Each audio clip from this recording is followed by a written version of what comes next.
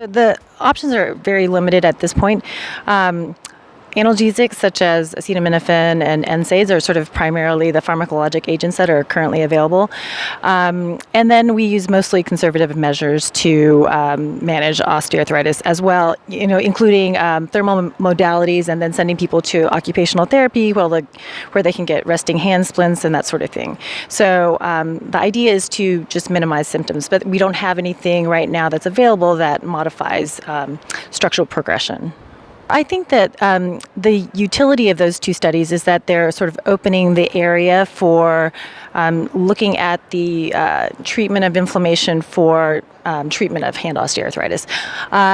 So I think that's the great benefit of those two studies, but I think they both have a lot of limitations to them, and I certainly wouldn't use those findings to then modify my clinical practice right now.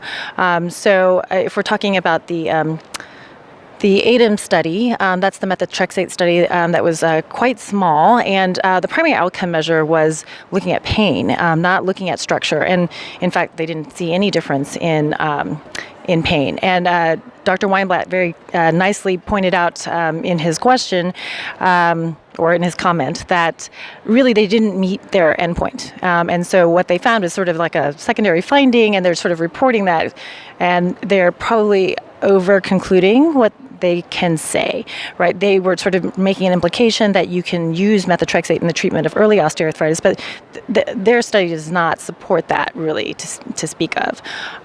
You would need a longer-term study that really identified people who had early osteoarthritis and then follow them longitudinally to see there's actually a clinical benefit. Because at the end of the day, we're treating patients, right? We're not treating radiographs. So, and as far as the HOPE study, it also is quite a small study. It's only 92 people, I think. And my main concern with that study, actually I have a number of concerns about that study. One is that I do feel like they really worked hard to identify people who had inflammation. And I'm concerned that they are actually selecting out a group of people who have inflammatory arthritis instead of hand osteoarthritis. I did ask a question at the end of the session in regards to what efforts they made to rule out inflammatory arthritis. And so I asked if they checked CCP antibody and rheumatoid factor. And it sounds like they did rule out all those people. Like they excluded them for having a positive CCP antibody or rheumatoid factor. And so I'm glad for that. But there are still 30% of people who are seronegative at the time of presentation when they have rheumatoid arthritis. And so without seeing the full-length manuscript, it's a little hard to know exactly what they did to rule out inflammatory arthritis. But that's my concern, because the findings from their results really suggest that, it was so perfect, right? As soon as they started treatment for prednisone, their pain went down, and as soon as they stopped, it went right up. And that's exactly what would happen in rheumatoid arthritis. And so that's my main concern, is that, in fact, they may not be treating hand osteoarthritis. So I guess with greater scrutiny of the actual data, maybe I'll change my mind. But for now, I'm not really entirely convinced. And the other sort of point that was made a little bit is that, this study was just for 6 weeks.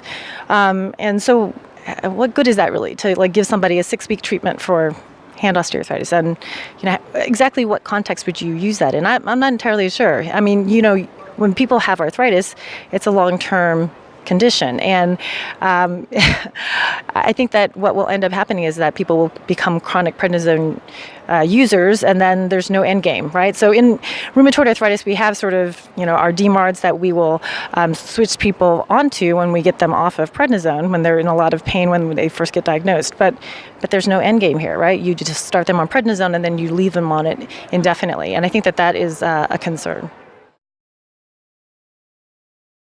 For the ADAM trial, they used a very low dose of methotrexate. I'm not really entirely sure why they chose such a low dose. So when we treat people with rheumatoid arthritis, we give them I would say the median dose of methotrexate is 15 milligrams. So it's unclear to me why they chose such a low dose of methotrexate. So I do think that another study where they are very clear about what the outcome measures are, and if they're really convinced that these bone changes are going to be important, that then they power the study for that, and then they use higher strengths of methotrexate.